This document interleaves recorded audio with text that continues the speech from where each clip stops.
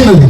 నా దేవుడు నా విశ్వాసానికి పరీక్షను పెట్టి ఉన్నాడు, నిన్ను బలిగా అర్పించమని. కానీ నాకు తెలుసు కుమారుడా, ఇది పరీక్ష.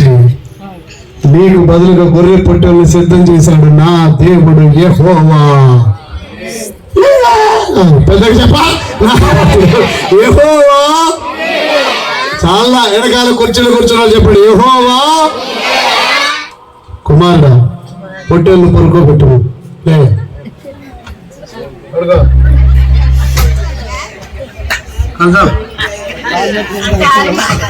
గొర్రె నడిచి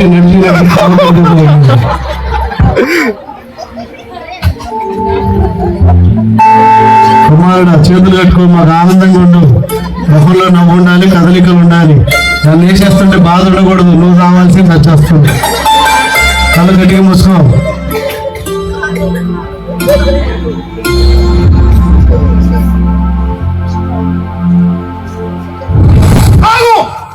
దేవుడికి పని లేదే. అల్లా హల్లెలూయా, అల్లా హల్లెలూయా. కత్తి